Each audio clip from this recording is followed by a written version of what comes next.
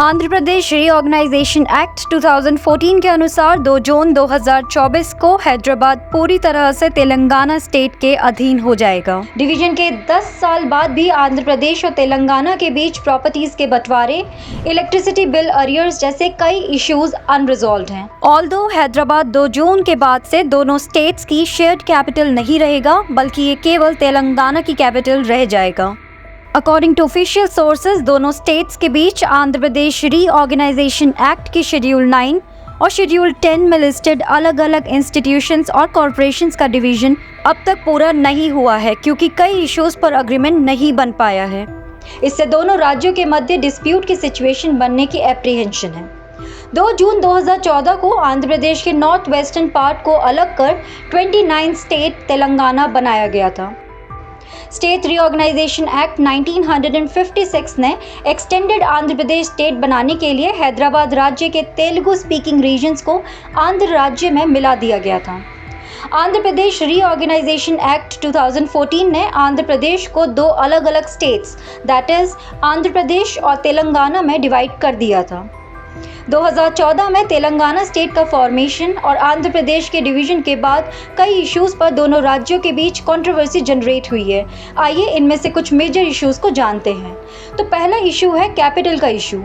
आंध्र प्रदेश की कैपिटल हैदराबाद को तेलंगाना का हिस्सा बना दिया गया, लेकिन इसे 10 वर्षों के लिए दोनों स्टेट्स की यूनाइटेड कैपिटल डिक्लेयर किया गया।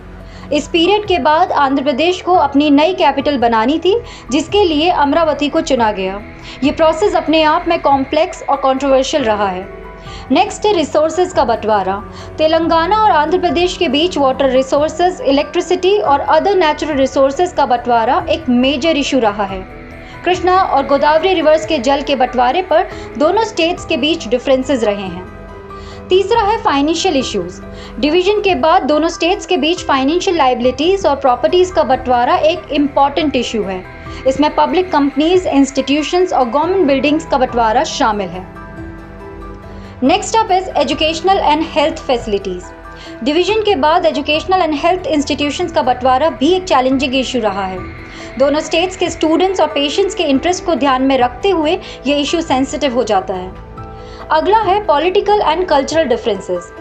दोनों स्टेट्स के बीच पॉलिटिकल लीडरशिप और कल्चरल आइडेंटिटी को लेकर भी डिफरेंसेस रहे हैं, जो समय समय पर टेंशन का कारण बनते हैं। एक्ट में मेंशन 12 इंस्टीट्यूशंस। इस इशू में 245 इंस्टीट्यूट शामिल हैं, जिनकी टोटल रियल एस्टेट की वैल्यू 1.42 लाख करोड़ रुपीस है। एक्ट के शेड्यूल 9 के अंडर 91 इंस्टीट्यूट्स तथा शेड्यूल 10 के अंडर 142 इंस्टीट्यूट्स हैं। एक्ट में मेंशन नहीं किया गया है कि 12 अदर इंस्टीट्यूशंस का डिवीजन भी स्टेट्स के बीच कंट्रोवर्सी का विषय बन गया है। Now let's quickly move forward and see the way forward for resolution of interstate disputes. Constitution द्वारा इंटरस्टेट काउंसिल को जो रिस्पॉन्सिबिलिटीज सौंपी गई हैं, उन्हें केवल पेपर्स में नहीं बल्कि रियलिटी में पूरा करने की ज़रूरत है। इसी तरह ईच एरिया में स्टेट्स की जनरल कंसर्न के केसेस, सोशल और economic planning, border dispute, inter state transport etcetera में रिलेटेड मैटर्स पर डिस्कशन करने के लिए रीजनल काउंसिल को रिवाइव करने की रिक्वायरमेंट है।